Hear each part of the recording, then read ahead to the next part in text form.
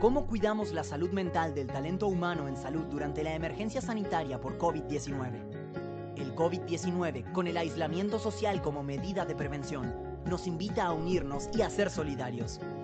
Hoy, ser consciente del bienestar colectivo es un imperativo para todos. Sentirse con carga emocional, posiblemente estresado, o creer que no se está haciendo lo suficiente como trabajador respondiente a las demandas que genera el COVID-19 puede ser una respuesta natural de los profesionales de la salud.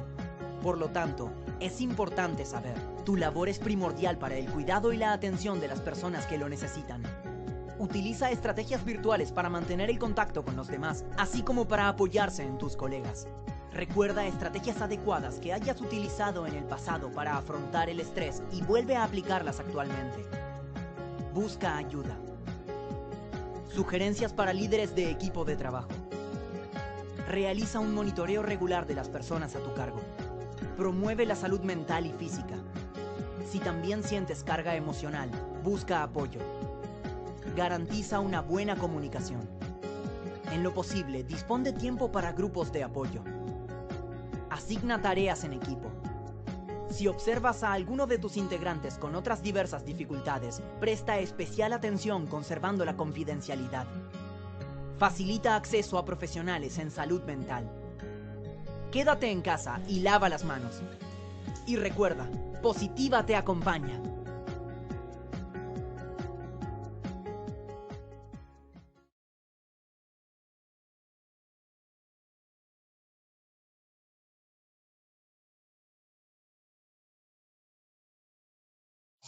Muy buenos días para todos nuestros asistentes. Soy Lina Garzón y les doy la bienvenida a este importante tema, preparación comunitaria para emergencias.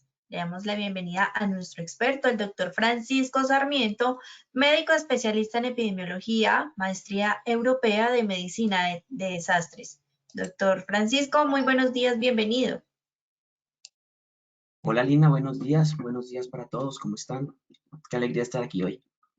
Claro que sí, doctor. Nuevamente bienvenido a este espacio. Te doy entonces el paso para que por favor le demos la bienvenida a nuestros asistentes y demos inicio. Perfecto. Entonces, bueno, qué rico que estén aquí el día de hoy otra vez. Yo me siento muy feliz de poder compartir con ustedes esta charla. Es un tema que me apasiona mucho y es cómo nos vamos a preparar con las comunidades. Recordemos que la educación es el arma más poderosa para cambiar el mundo.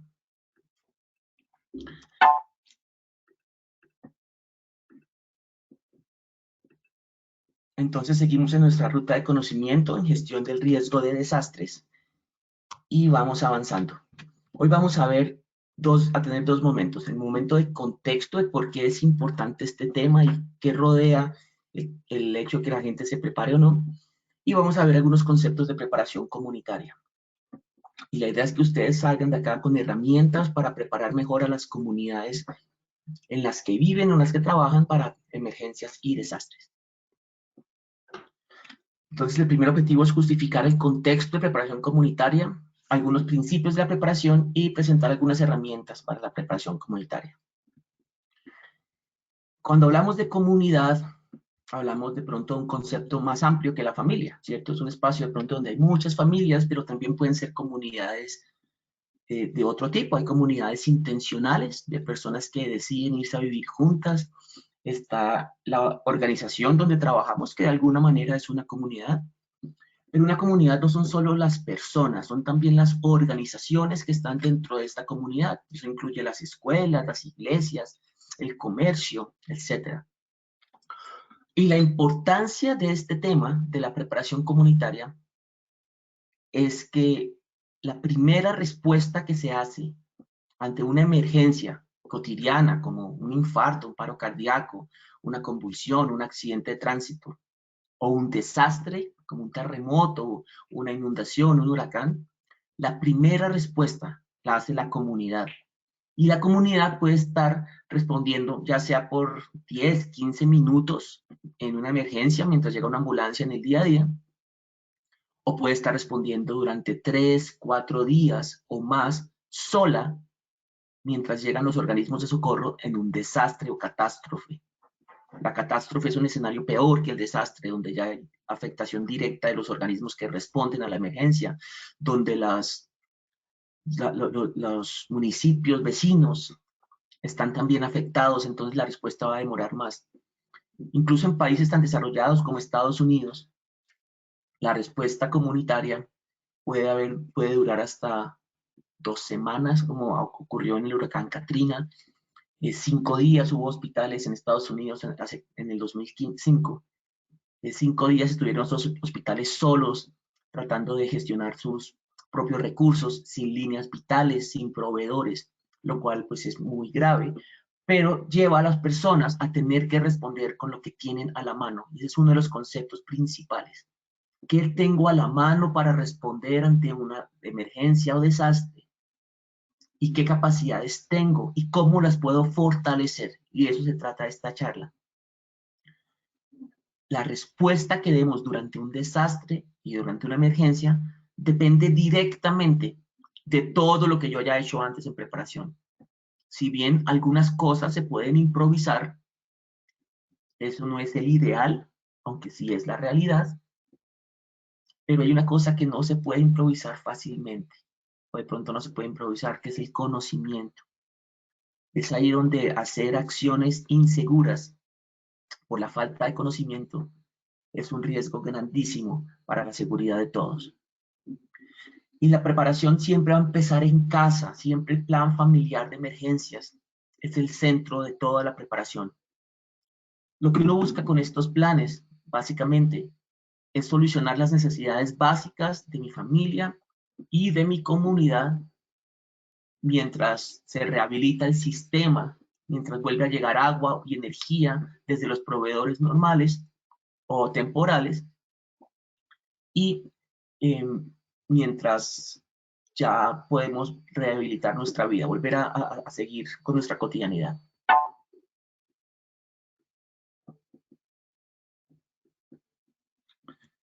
Entonces, la preparación comunitaria es la capacidad de las comunidades de prever, resistir, responder y recuperarse ante un desastre. Es decir, si nosotros vivimos al lado de un río, de pronto podemos prever o anticipar que este río se va a inundar. Y hay épocas como la época invernal, que ustedes conocen, que vienen muchas lluvias y se puede inundar pues todo lo que es los alrededores de los ríos. Con los sismos es mucho más difícil la anticipación. En ese momento no se puede saber cuándo hay un sismo. Existen algunos sistemas de alerta en países más desarrollados o con más amenaza sísmica, que les permiten a las personas tener unos segundos antes para poder responder. Sin embargo, nosotros aquí no tenemos esos sistemas. Frente a tsunamis, en Colombia sí ha habido tsunamis en Tumaco, 2 en el siglo pasado, y claramente ante cualquier terremoto en el Océano Pacífico siempre estaremos en alerta de tsunami. También en el Océano Atlántico puede haber estos riesgos. Y estos se pueden prever, este tipo de desastres. Pues se sabe que cuando hay un terremoto en el Océano Pacífico, pues puede venir la ola de tsunami y eso genera unas alertas. Con los huracanes también se pueden prever y anticipar. Ustedes saben que desde días y horas antes de que el huracán impacte, pues ya sabemos que va para alguna de las islas que puede afectarse. Resistir básicamente habla de qué tan fuerte es mi estructura física, mi infraestructura y mi sociedad para poder ya aguantar el golpe de lo que se viene. Eso es lo que se maneja en la mitigación de desastres. Fortalecer básicamente lo que se podría dañar o romper o destruir en un desastre.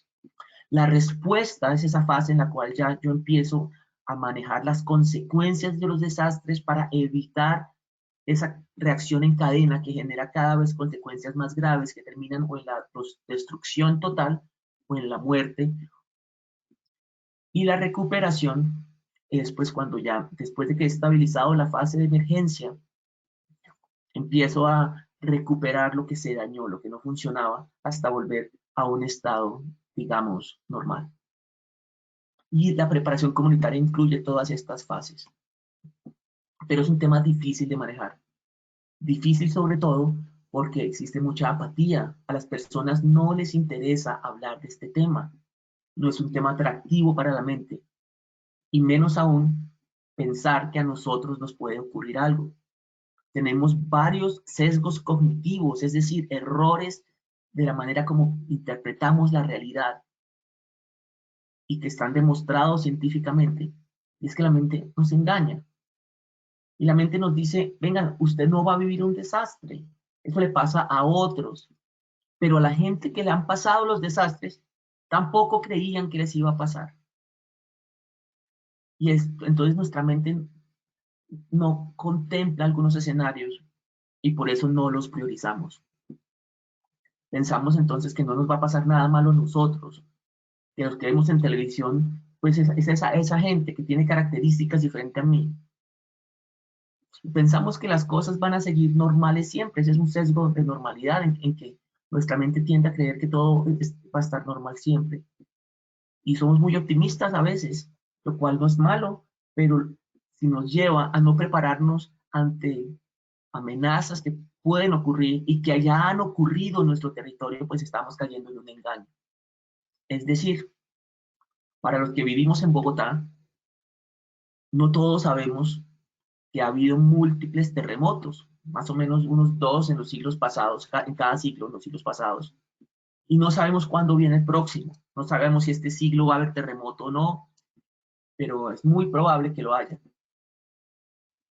Pero no creemos realmente que nos vaya a pasar, desconocemos esa historia y nuestra mente, al no tener fresco ese concepto del terremoto, o fresca esa historia, tiende a olvidarla y nos involucramos en las preocupaciones de ahorita, pero se nos olvida el tema del terremoto. Con las pandemias, también habíamos vivido ya pandemias en Colombia y también había habido múltiples muertos, miles de muertos por pandemia. Pero a pesar de todo eso, pues se olvida, ¿cierto? Nuestra tradición oral no pasa esas historias de desastres. De pronto los antepasados tenían más esa tradición oral y tenían incluso dioses de los desastres. Pero nosotros vivimos en lo nuevo, en lo extraordinario. Las noticias hablan de esto. Pero es muy difícil a veces que los espacios de televisión hablen con la insistencia adecuada acerca del tema de los desastres. No obstante, gracias a la normatividad que existe en este momento y al mes de la reducción de desastres, que es este octubre, pues ya hay espacios para que se exprese la gente, y hay pretextos para hablar del tema. Otro pretexto para hablar del tema es cuando ocurren desastres. En ese momento la gente está muy sensible y está estudiado que más o menos por 2 semanas después de que ha ocurrido un desastre de gran magnitud en el mundo y que ha sido mostrado por noticias, tenemos como unas 2 semanas para aprovechar la sensibilidad de las personas, para que tomen decisiones de preparación. Y pues siempre sabemos que el día a día nos come y hay cosas más importantes por hacer o para invertir. Hay más, el dinero de hoy no nos alcanza para pensar de pronto en prepararnos para un desastre, porque es que lo urgente pues es lo que más nos consume tiempo. Y la otra creencia es que creemos que estamos preparados y creemos que vamos a poder responder, porque de pronto no conocemos todo lo que podría pasar en el caso de un desastre. Y cuando uno habla de desastres y emergencias, uno habla de riesgo. El primer paso que yo realizo cuando voy a empezar a trabajar el tema de desastres es conocer los riesgos que hay en donde yo vivo o en donde está mi comunidad. Esos riesgos tienen que ver con las amenazas que pueden generar unas consecuencias. Y las amenazas son las de origen natural, como los terremotos, las tormentas, las inundaciones, las erupciones volcánicas, las epidemias, etc. Y las de origen social o tecnológico, que son las que causa el hombre y que incluyen las protestas, las guerras, las explosiones de las fábricas, los derrames de químicos, los accidentes industriales, accidentes aéreos, etc. Cuando yo identifico esos riesgos, esas amenazas, perdón, yo debo conocer cómo esas amenazas pueden impactar mi comunidad, cuáles son las zonas y áreas débiles de mi comunidad, quiénes son las personas más vulnerables, y debo tomar medidas para reducir el riesgo. Y entonces yo empiezo a invertir dinero, a hacer capacitaciones, a construir, a modificar, a reforzar, a poner barreras para reducir el riesgo, dejando entonces un riesgo residual, el cual no se puede eliminar. El riesgo cero no existe. Hacemos lo posible por reducirlo, pero siempre habrá algún riesgo. Incluso el hecho de reducir el riesgo al máximo, por per se, genera nuevos riesgos. Es decir, en el momento en que yo a un vehículo, por ejemplo, de tránsito, le coloco un montón de elementos para reducir el riesgo de muerte y de accidentes, como por ejemplo el cinturón de seguridad, las bolsas de aire, los frenos ABS, etc. Estoy generando un nuevo riesgo, porque las personas ahora se sienten más seguras y más confiadas de andar en su vehículo a altas velocidades y entonces empiezan a romper nuevos límites. A medida que controlamos riesgos, pasamos nuevos límites o ignoramos el riesgo anterior porque ya no lo vemos. Pero ahí está, ahí existe, porque la naturaleza sigue siendo más fuerte que el hombre, como ocurrió en Japón, en donde tomaron tantas medidas de reducción con tanto dinero para protegerse de un tsunami, y a pesar de eso, tuvieron más de 10.000 muertos por el tsunami, por el terremoto y por la emergencia nuclear consecuente. Entonces siempre estamos en riesgo, pero hay riesgos que aprendemos a aceptar y a vivir, y con los cuales vivimos en la comunidad. Y sabemos que las amenazas no afectan a todo el mundo por igual. Sabemos que hay gente más pobre, que vive con menos recursos, menos capacidades de responder, menos educación. Pero también sabemos que hay gente como los niños, que tienen otra serie de vulnerabilidades porque no conocen, no tienen la fuerza, no saben cómo moverse en el mundo. Pueden perderse de sus padres en los desastres. Todavía hoy hay niños perdidos desde Armero. En el terremoto de Haití se perdieron niños. En las Torres Gemelas de Estados Unidos se perdieron personas que no aparecen y sus cuerpos no aparecen. En Mocoa también se perdieron personas.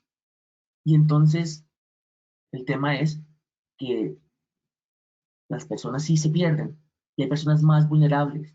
Y hay personas más vulnerables ante las inundaciones. Por ejemplo, se sabe que las mujeres tienden a ser más vulnerables para ahogarse en una inundación por varias razones. Unas porque usualmente están dedicadas a los niños, entonces ya no pueden tirarse solo a nadar, sino que tienen que cargar a los niños.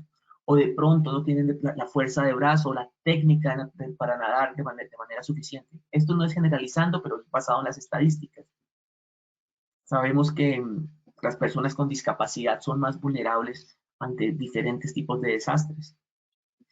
Sabemos que en el COVID había personas más vulnerables por la enfermedad crónica, por la edad, etc. Y eso es muy importante tenerlo en cuenta, ya que nuestro enfoque debe ser fortalecer y proteger a estas personas vulnerables. Toca identificarlas primero. Y en nuestra comunidad, ¿quiénes son? ¿Conocemos a nuestros vecinos? ¿Estamos dispuestos a ayudarlos? ¿Los saludamos? Y esta casita en la mitad del campo es para explicarles un concepto que es muy importante.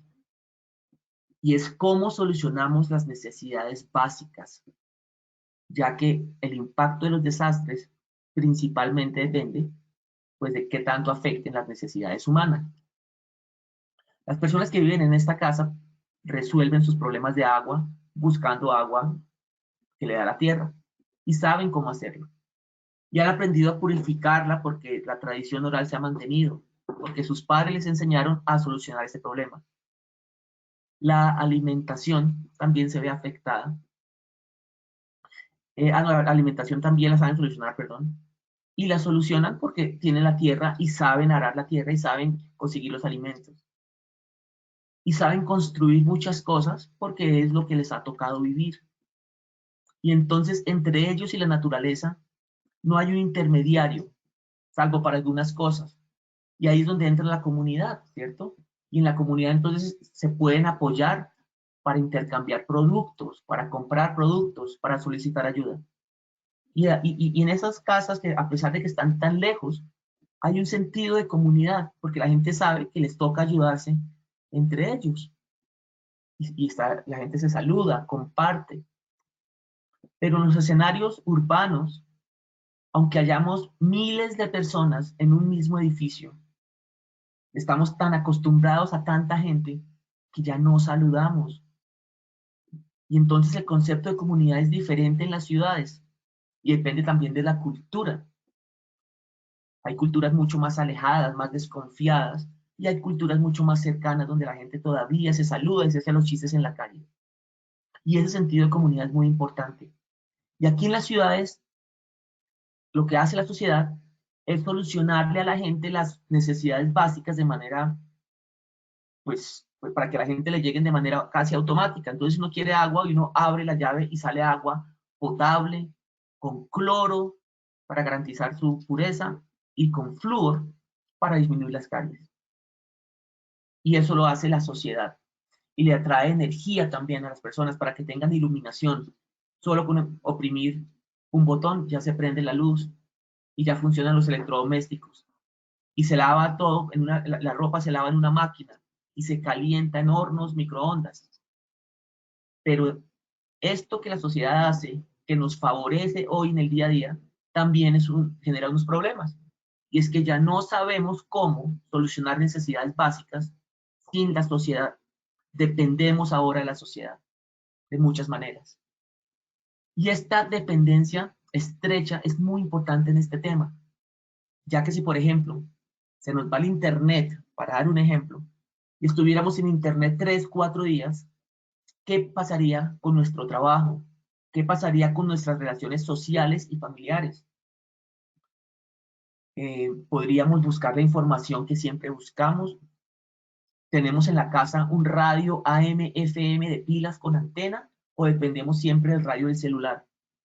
Y entonces si ya no hay internet y el celular no nos funciona y no nos podemos comunicar por celular, y si de pronto tampoco hay líneas de teléfono, porque en un terremoto se pueden, en un desastre, perdón, cualquiera, se pueden afectar las líneas de teléfono, ya sea porque la gente llama y congestiona las líneas, todo el mundo buscando a sus familias, o porque se daña la infraestructura de las torres, o porque no les llega la suficiente energía eléctrica para poder seguir funcionando.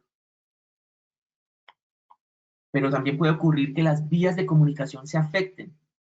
Y si no hay vías de comunicación, tenemos que caminar hasta la casa desde el trabajo, tenemos que caminar hasta la escuela de nuestros hijos a recogerlos después de un desastre.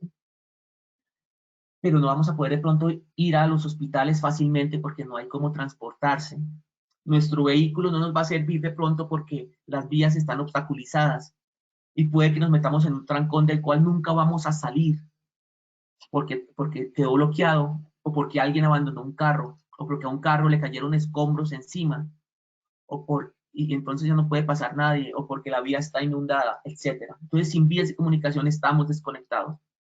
O sea que la desconexión es uno de los riesgos que puede haber en un desastre.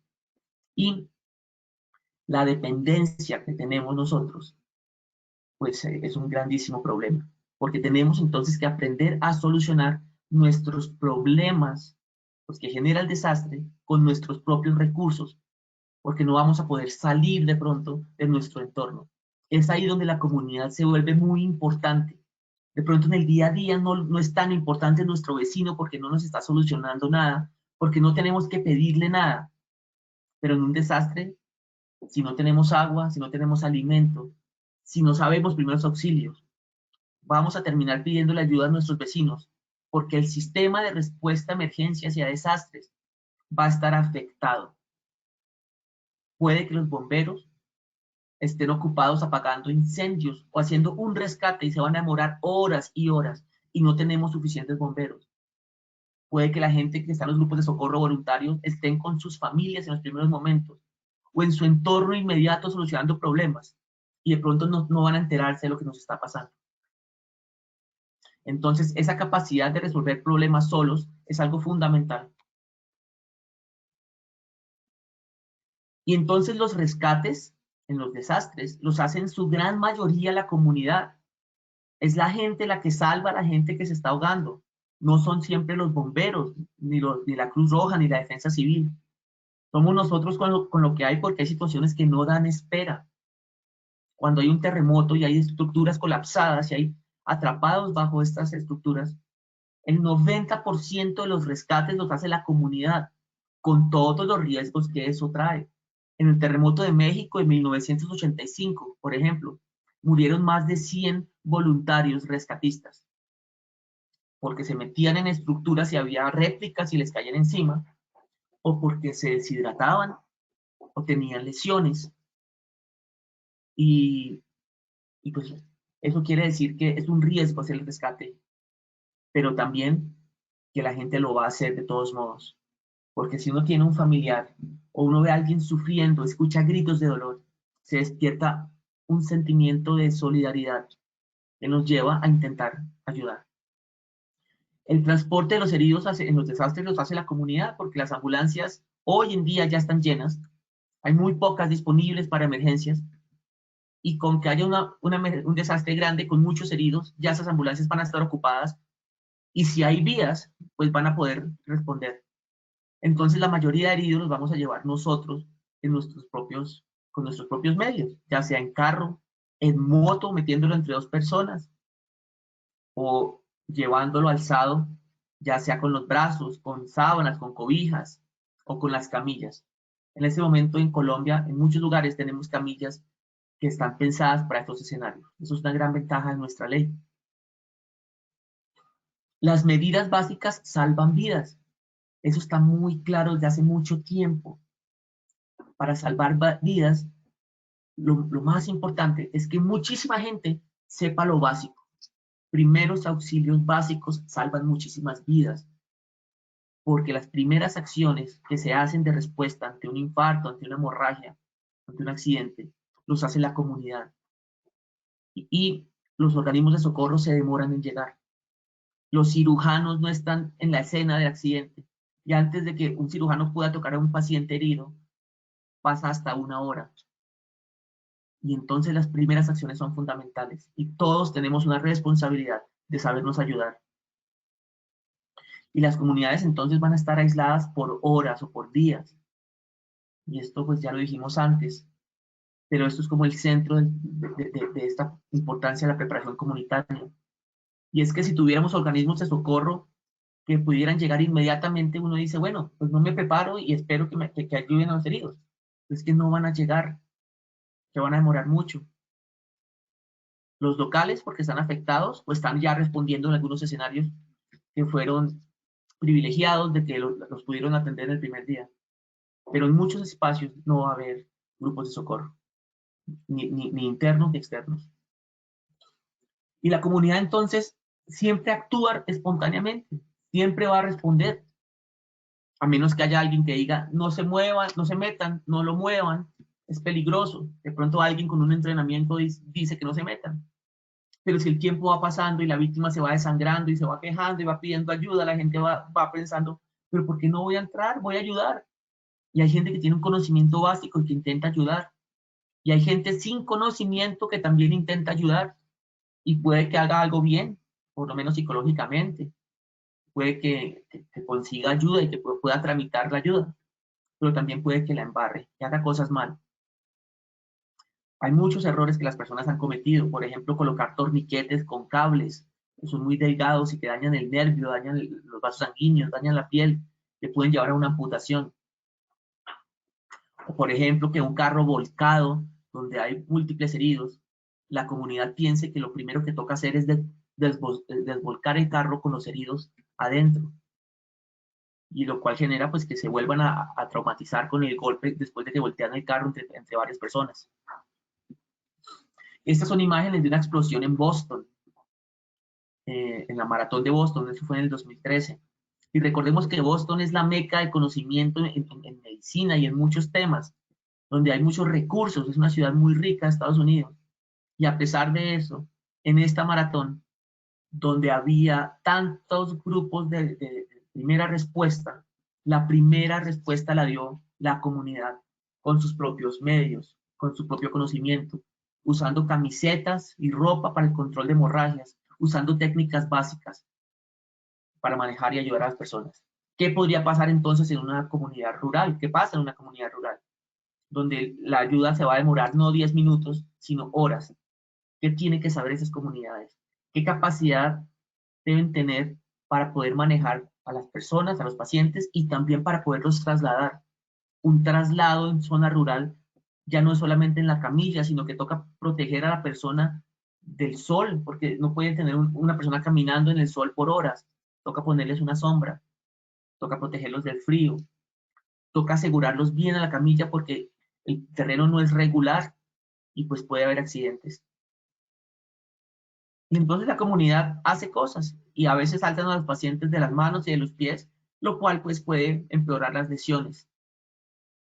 O puede que acuesten a los pacientes boca arriba y eso pues puede ahogarlos. Las personas que están inconscientes siempre tienen que estar de medio lado, porque si no, su lengua, todos los tejidos blandos que están en la boca, se van a ir para atrás y van a obstruir la respiración. Y esto es algo muy fácil de enseñar, muy fácil de hacer, que es colocar a la persona de medio lado. Pero la gente a veces no lo sabe, entonces cometemos muchos errores. Entonces, ¿qué tenemos que hacer para prepararnos? Lo primero es pensar en las amenazas que hay. ¿Qué puede ocurrir en mi comunidad que puede afectar nuestro bienestar, nuestra salud o nuestra vida? Ahorita estamos bien, algunos.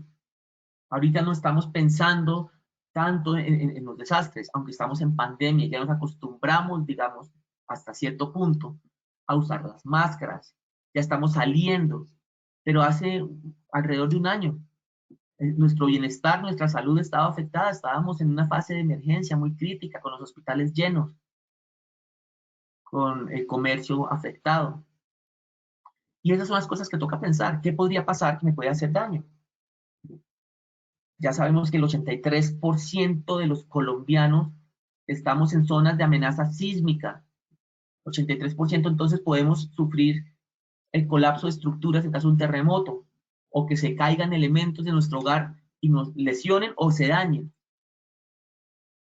Sabemos también que hay lugares de Colombia, por toda Colombia, donde hay inundaciones, que usualmente no matan tanta gente a menos que sean inundaciones súbitas, más crecientes súbitas. Pero lo más frecuente son las inundaciones lentas, que también afectan no solo la economía, sino que pueden dañar muchas cosas en nuestros hogares. Y el tener esa comprensión y el conocer la historia de nuestro territorio es importantísimo. Lo de Armero, ese lahar, esa avalancha de barro que mató a tantas personas que no se sabe cuántas fueron, ya había ocurrido siglos antes. En 2 ocasiones antes había ocurrido y se sabía. Y se sabía qué parte se iba a afectar antes de Armero. 6 meses antes ya había un estudio, ya había unas alertas, pero no se tomaron las medidas y la gente no creyó finalmente que esto iba a pasar. Los políticos no creyeron, porque nuestra mente nos engaña.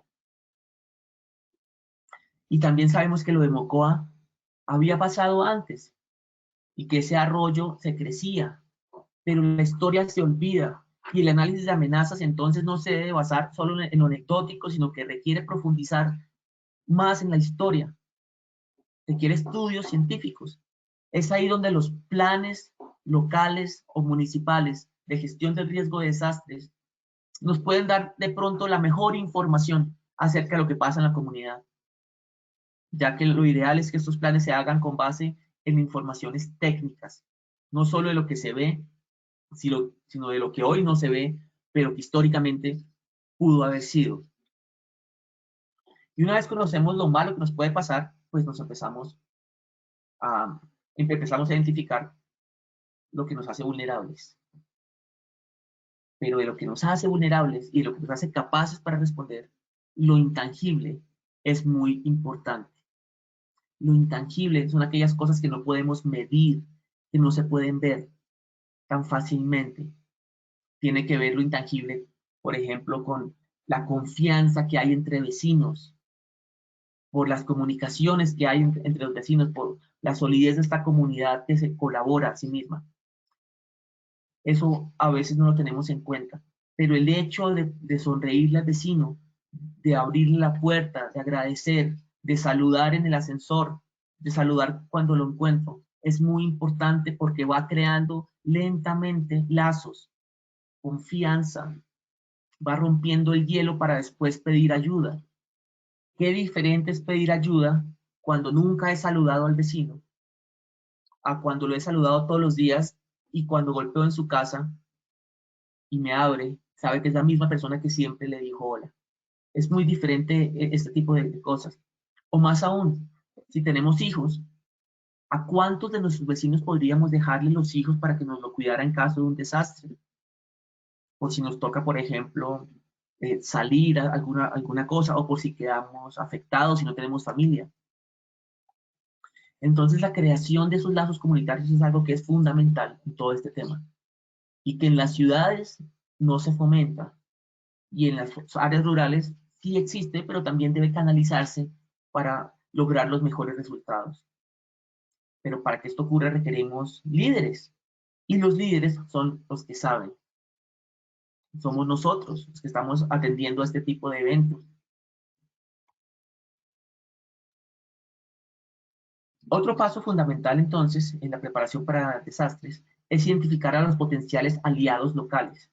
¿Quién tiene el conocimiento en nuestra localidad, en nuestro municipio? ¿Cuál es el área de la alcaldía que se encarga de esto y que debería estar haciendo programas para la comunidad, para que nos beneficiemos y aprendamos y nos organicemos? Esta es la Oficina de Gestión del Riesgo de Desastres, a nivel local o municipal. Son ellos quienes tienen una responsabilidad de ayudarnos a preparar como comunidades, no solo al nivel municipal, sino también al nivel barrial, local.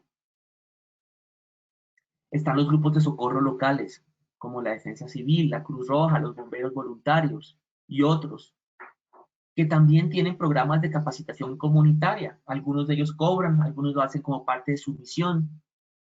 Y son esas fuentes de información de las personas que han tenido la experiencia y el entrenamiento las que nos pueden dar pues, la mejor opción para capacitarnos y aumentar nuestra capacidad. Están los programas de primer respondiente que están en internet. En Bogotá hay uno de la Secretaría Distrital de Salud. Y así en diferentes ciudades hay diferentes programas, diferentes ciclos de conferencias. Y todos estos temas sí son importantes. Sin embargo, ahora, con tanta información, es muy difícil que nosotros podamos y queramos ver videos de temas que no nos dan un placer inmediato, que no solucionan algo inmediato para nosotros, sino que nos hablan de desastres lejanos que les ocurren a otros. Y entonces viene un tema difícil. Vamos a involucrar a la comunidad. ¿Cómo hacemos nosotros para romper esa apatía? Para convocar a los vecinos, para que hablemos un día de qué pasaría en caso de terremoto. Es ahí donde toca dar un paso adelante y toca poner el tema en la mesa. Cuando hay entonces reuniones de las juntas de acción comunal, de acción, juntas de vecinos, es importante que alguien coloque el tema, que lo hable. Cuando ocurre el desastre, todo el mundo habla de eso y es el tema principal. Recuerden al principio de COVID, todo el mundo hablaba del COVID todo el tiempo. Pero también cuando hay un desastre de otra parte del mundo, que no nos está afectando a nosotros directamente, también es una muy buena oportunidad para hablar del tema. La cuestión es que no es tan divertido, pero cuando la gente tiene miedo, se vuelve necesario. Y toca aprovechar ese momento para enseñar, para autoorganizarse, para decirle a la gente, miren, los desastres sí pasan. Y esa gente que está afectada no creía, como nosotros, que les iba a pasar. Involucrar a la comunidad también implica aumentar, mejorar la cohesión comunitaria. Y para eso existen varios espacios. Hay espacios deportivos. Están las celebraciones de Navidad, que cuando se organizan en una comunidad son importantes, porque nos permiten vernos las caras, saludarnos, sonreírnos, conocernos. Y es importante dar un paso adelante, porque la comunidad nos toca formarla a nosotros, dando. Así se forman las comunidades, recibiendo, agradeciendo. Y eso que sembramos hoy es lo que vamos a recoger más adelante. Y eso se llama capital social, y lo vamos a ver más adelante. La comunidad entonces tiene que aprender a colaborarse entre sí. Y nos ayudamos en las cosas más básicas, abriendo puertas, cargando paquetes, facilitándole la vida al otro, siendo solidarios, siendo conscientes de no dejar la basura botada, de que el perro recoja la caca, etc. El perro no, el dueño del perro. Y la comunidad pues tiene que organizarse. ¿Pero organizarse para qué? ¿Cómo así? Nos tenemos que organizar para muchas cosas, porque en un desastre nos toca solucionar las necesidades básicas juntos. Y ya vamos a hablar para qué nos organizamos. Pero ya existe una organización comunitaria que facilita que estos procesos se den. Aquí en la base está la mayoría de comunidad, la comunidad no organizada, las personas que vemos sueltas, que no tienen algo en común que los convoque y que los lleve a comunicarse acerca de ese algo. Ahí están los vecinos sueltos, que de pronto se pueden ir organizando en asociaciones, en equipos de fútbol, en grupos de mamás, grupos de señoras que hacen ejercicio en el parque, grupos de oración alrededor de una iglesia, los jóvenes en las fiestas, etc. Entonces la comunidad empieza a organizarse y empiezan a hacer grupos que ya se comunican y que de pronto ya comparten un grupal en WhatsApp, que ya de pronto tienen un lugar de encuentro normalmente. Y esta comunidad organizada es un espacio excelente para empezar a tocar el tema, ya que esas personas ya están convocadas, ya se conocen y podemos lograr un quórum suficiente para de pronto invitar a alguien del gobierno, de las organizaciones de socorro, para que nos capaciten y nos hablen y nos concienticen. Pero en nuestra comunidad también tenemos personas entrenadas, pero que no están organizadas. Gente que sabe primeros auxilios, personal de salud, como médicos, enfermeras, fisioterapeutas, que tienen conocimiento de este tema, de cómo ayudar a alguien. También hay bomberos que viven ahí. Y lo importante entonces sería, bueno, ¿cómo los identifico? ¿Cómo sé quiénes son? ¿Y será que podemos hablar para saber cómo podríamos colaborarnos en un desastre? ¿Cómo podrían ellos enseñarnos cosas? Yo sé que esto suena idealista. Lo realista es no preocuparme por la comunidad y no hacer ningún esfuerzo adicional. Eso es la realidad. Pero el ideal es, oiga, no ha pasado nada todavía, tenemos tiempo, podemos prepararnos, porque es que cuando llegue ya no hay tiempo. Cuando llegue el terremoto ya es muy tarde y pudimos haber evitado muchos problemas y no lo hicimos porque no nos organizamos, porque no hablamos. No quiere decir esto que tengamos que hablar todos los días de terremoto, pero sí que nos reunamos en algunos momentos, que pongamos en la agenda de las reuniones de la comunidad, pongamos en la agenda el tema y pongamos algunas tareas y hagamos un seguimiento y vayamos mejorando. Y que pensemos en las personas vulnerables y las aprendamos a ayudar en el día a día, pero también en el desastre. Por ejemplo, hay muchas historias de personas que saben que el vecino no escucha bien o que la vecina no puede caminar y que si toca evacuar el edificio corriendo, toca ir a golpearle para avisarle y toca ayudarla a bajar entre varios. Y eso solo viene de un vecino consciente, que sabe que en la casa al lado vive una persona vulnerable. Pero también existe entonces la comunidad organizada y que tiene entrenamiento avanzado. Están los grupos de socorro voluntarios, está la defensa civil, en todo lado. Están las brigadas avanzadas. Hay empresas que tienen brigadas avanzadas y que quedan en nuestra comunidad. Están, por ejemplo, los almacenes Éxito y etcétera, que tienen brigadas, que tienen unas capacidades que quizás se puedan negociar para que nos podamos ayudar en un momento de emergencia grande que afecte a toda la comunidad y no solamente a al comercio. Y están los organismos de respuesta. Pero lo más importante en este tema va a ser para nosotros trabajar con la comunidad. Y entonces las personas vulnerables en la comunidad, ¿quiénes son? Usualmente los viejos, los enfermos, los discapacitados, los niños, las madres solteras. Y son estas personas las que tenemos que tener en nuestra mente todo el tiempo, cuando nos estamos preparando, pero sobre todo cuando estamos respondiendo. Hay bienes o instalaciones que son vulnerables, que son endebles, que están mal construidas, que se están cayendo ya hoy, que están en el borde de un barranco que se puede dañar, que puede venir abajo. Y esto toca identificarlo, porque alrededor de eso nos toca generar acciones de mitigación. Podemos tomar decisiones para que nadie se acerque a una zona, por ejemplo, para que haya una demolición de una estructura que está afectada, que se puede caer. Y hay procesos vulnerables en nuestras comunidades también. Hay cosas que no funcionan y los desastres tienen algo. Lo que no funciona en el día a día, pues no va a funcionar en un desastre. Y un desastre saca a la luz los problemas que estaban escondidos. De pronto hay un proceso que funciona en el día a día porque no se ha requerido que funcione o no se ha requerido que funcione bien. Ahí funciona más o menos, pero en un desastre ya va a dejar de funcionar porque las necesidades son muchas y porque la afectación puede llevar a que pues, se dañe lo que ya venía mal. Pero también, por otro lado, tenemos recursos y capacidades en la comunidad. Hay personas que les interesa el tema, con las que podemos encontrar aliados y hablar y juntos generar una estrategia. Hay personas entrenadas, hay brigadistas que se entrenaron en el trabajo y que tienen un rol gigante en la comunidad porque son los que saben, los que tienen el conocimiento. Hay policías, hay bomberos, hay médicos, enfermeras, obreros. Los constructores tienen muchas habilidades que son muy útiles para resolver problemas en desastres. Tenemos scouts. Los scouts tienen mucho entrenamiento para organizarse, para solucionar problemas, para solucionar necesidades básicas. Tenemos psicólogos, etc.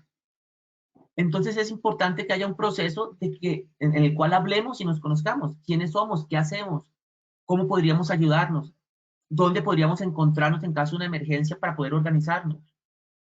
¿Qué recursos hay en la comunidad? ¿Dónde está la camilla del edificio? ¿Dónde están los botiquines? ¿Dónde están los botiquines en una ciudad? Están en los carros, en el comercio, en los edificios. Tenemos escaleras que nos permitan subir al segundo piso para que la gente baje por las escaleras si hubo un incendio, etc. ¿Y cuáles son los procesos de mi comunidad que funcionan? Tenemos brigada en nuestra comunidad. Tenemos grupos de socorro que están ya trabajando, etc. Y una vez conocemos nuestras capacidades, vulnerabilidades y amenazas, uno piensa, bueno, ¿y qué podría pasar? ¿Ya qué consecuencias podría tener un desastre? ¿Cuál sería el impacto de un desastre sobre las personas y las familias? ¿Cuáles son los problemas que se pueden generar? Ya, por ejemplo, a las personas se les puede afectar la salud de muchas maneras, tanto por algo agudo que ocurra en el momento del desastre, cuando se ocurre el impacto, o con el tiempo, debido a que se cancelan las consultas a los médicos, entonces no pueden obtener la fórmula médica para tomarse el medicamento para la diabetes, para la hipertensión, para el problema pulmonar. Están cerradas las droguerías y empiezan las personas a deteriorarse. Y las personas también pueden quedar desplazadas tras un desastre porque se destruye su hogar, porque les da miedo volver a reingresar al hogar, entonces empiezan a buscar refugio. El primer refugio que la gente debe buscar es con su familia, con sus vecinos, autogestionarlo. Si no lo logran así, las comunidades pueden planear espacios para que los que se les dañó la casa puedan entonces quedarse de manera temporal. Un salón comunal, un parque, etc. Pero si estas soluciones locales no funcionan, ya toca entonces pensar dónde van a estar los albergues de mi municipio, de mi ciudad, quién los organiza. Y eso toca pensarlo antes. Los desastres también afectan, al afectar las estructuras, generan escombros. Y esos escombros entonces generan problemas y riesgos de enfermedad, porque ahí pueden venir mosquitos, animales, podemos tener accidentes, puede haber problemas de inseguridad, hay problemas psicológicos, porque es que cambia el entorno y se siente más el desastre cuando los escombros siguen. Entonces tienen que venir procesos de limpieza de escombros. Y que cuando la comunidad los hace es bueno, pero también tiene problemas, porque vienen las lesiones. La gente se corta, se le daña, se machuca, tiene problemas de columna, etc.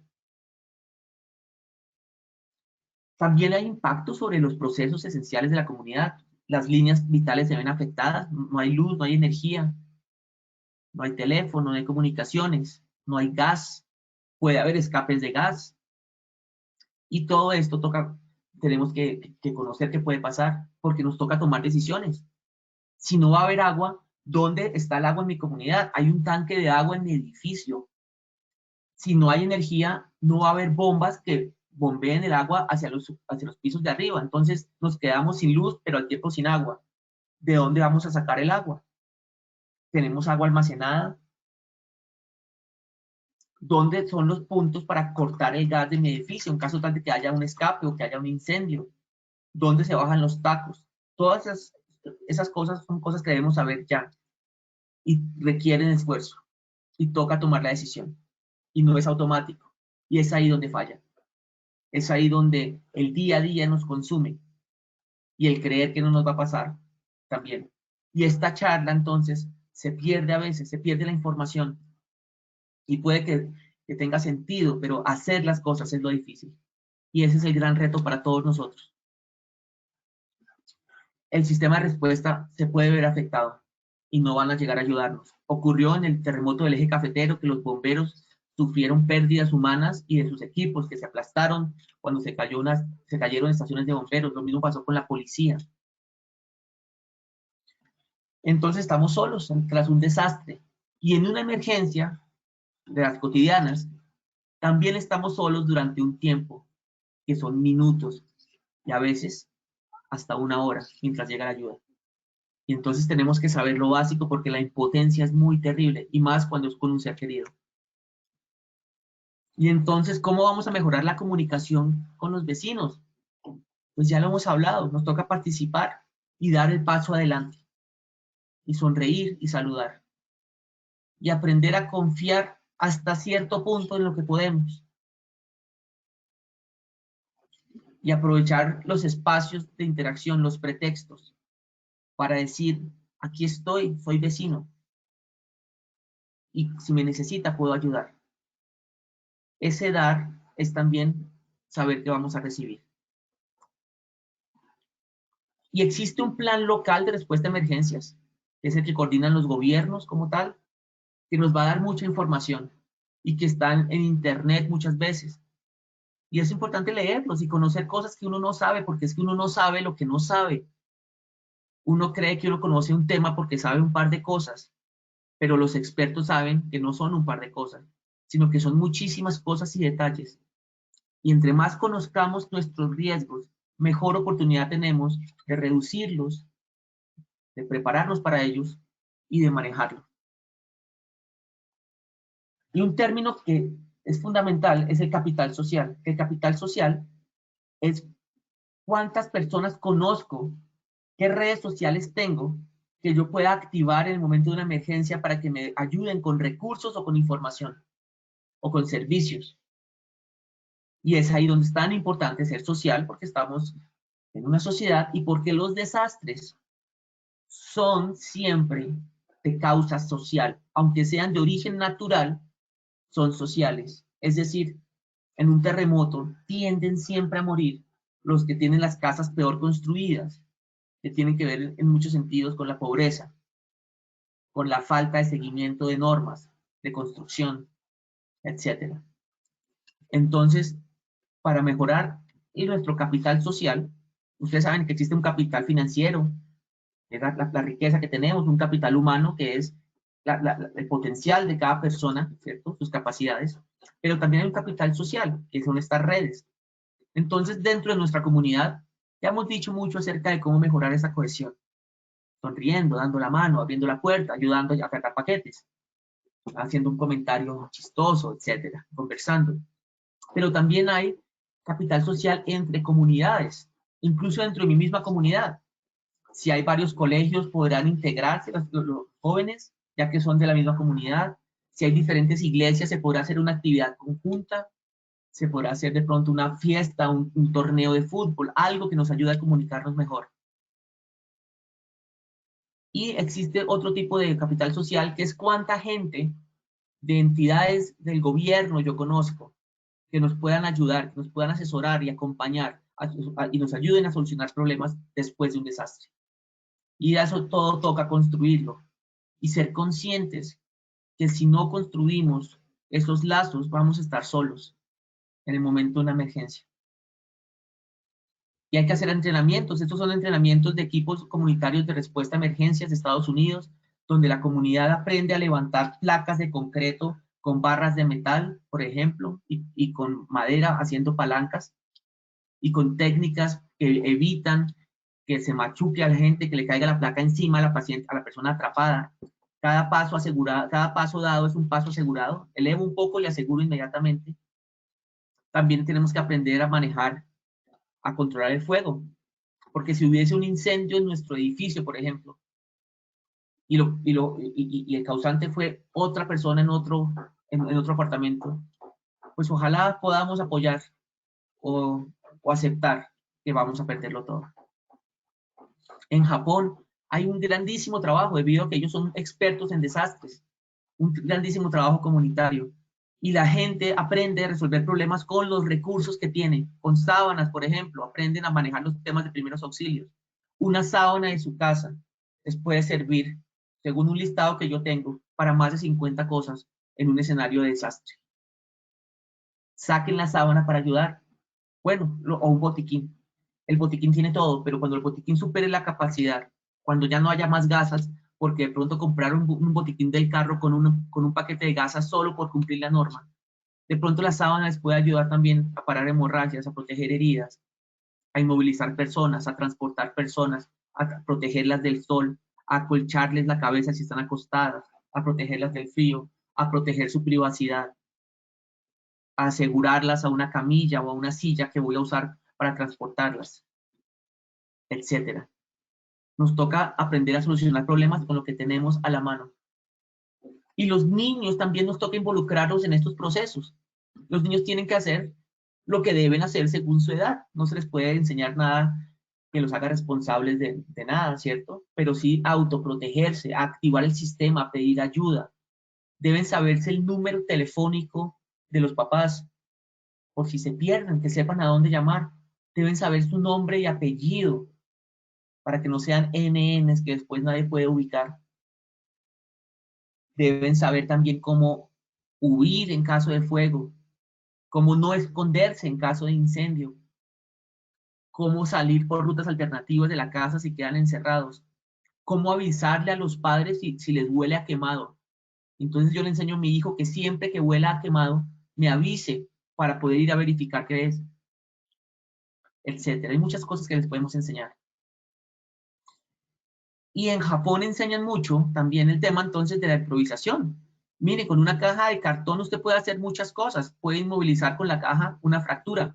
Puede colocar a un paciente en el suelo para que no le dé tanto frío. Puede guardar sus pertenencias en caso tal de que le toque evacuar hacia un albergue. Puede poner a su hijo ahí, a un bebé ahí con papel periódico arrugado para que no le dé tanto frío y quede como una cunita. Puede incluso fabricar una letrina, etc. ¿Qué puede hacer con una cinta resistente? Puede inmovilizar las heridas. Puede recoger cosas que se han dañado. Puede incluso fabricar otro tipo de cosas con palos y con estas cintas. El vinipel, este papel, este plástico, nos sirve para muchas cosas, para proteger electrónicos, para proteger libros, pero también para cubrir heridas, para inmovilizar brazos, etc. Y las bolsas plásticas tienen otro montón de usos. Todo esto es la versatilidad y todo esto requiere un conocimiento, ya que uno no puede improvisar el conocimiento. Y vemos aquí en un escenario real cómo esta señora está evacuando en un incendio y toca con una escalera. Y la escalera la fijan con unas sábanas para que no se vaya para atrás. Y así toca ir solucionando problemas. Y entonces tenemos recursos en la comunidad, tenemos sillas que nos pueden servir para cargar pacientes, tenemos rejas que podemos usar para cargar pacientes, o puertas, pero si vamos a usar rejas o puertas, nos toca fijar a los pacientes para que no se rueden porque se pueden caer. Entonces podemos usar cuerdas o sábanas cortadas en forma de cuerda que nos permitan entonces fijar a la persona para que no se ruede. Pero para usar eso en una puerta toca hacerle muescas, huequitos, para que pueda meter estas sábanas y no se muevan tampoco, estas cuerdas. También puede usar cobijas para transportar pacientes, colocando al paciente encima de la cobija y enrollándola para que quede bien pegada y ya entre varias personas se levanta. Y si tuviéramos un paciente atrapado con un peso encima, el ideal es que lleguen los grupos de rescate que están entrenados, que saben las técnicas que son seguras para el paciente y seguras para ellos. Pero es que de pronto en un desastre no van a llegar. Entonces, ¿qué vamos a hacer nosotros? Tenemos las técnicas de búsqueda y rescate en estructuras colapsadas que usan barras metálicas y, y usan madera pues, para generar palancas y hacer levantamientos de placas. Pero si no tenemos... Doctor, Sí, discúlpame, te interrumpo. Nos quedan 2 minutos. gracias. Y entonces tenemos gatos de carro que toca saberlos usar si vamos a levantar la placa, porque de pronto yo levanto y termino moviendo la estructura y empeoro el colapso. Y toca fijarlos porque hay escombros en el piso, entonces de pronto toca usar madera para que eso quede bien fijo y se pueda levantar el peso. Y entonces la comunidad se organiza y a veces nos toca reunirnos, gente de diferentes lugares nos ubicamos en un lugar para saber qué está pasando, qué vamos a hacer, dónde están las ayudas, y nos reunimos con el personal del gobierno para gestionar ayudas para nuestra gente, para representarlos, para hacer la voz. Y eso sale de nosotros y nos toca gestionarlo. Y dentro de nuestra comunidad hay diferentes roles que podemos asumir. Por ejemplo, en un desastre en Bogotá, los vigilantes que van a llegar a cuidar nuestros conjuntos residenciales no están de pronto porque no llegaron al turno, porque sus familias están afectadas, porque tienden a ser vulnerables, porque también viven lejos y no hay buses. Y entonces tienen que caminar hasta nuestra casa y pronto no llegan. Entonces nos toca, por ejemplo, organizarnos para asegurar nuestro barrio, para que no nos pase nada, porque puede aumentar el riesgo de robo, por ejemplo, y así con todas las necesidades. Y una persona que sepa y que esté entrenada puede coger a varias personas que no sepan y organizarlas y enseñarles cosas básicas. Y con que tengan un líder que les esté validando lo que hacen y que les esté diciendo, estamos aumentando una capacidad de respuesta. Y la comunidad también tiene capacidades. Y hay gente que ya sabe, hay gente fuerte, hay gente, mucha gente con mucha inteligencia. Y eso todo se toca aprovecharlo porque la gente sí quiere ayudar. Y nos toca hacer simulacros.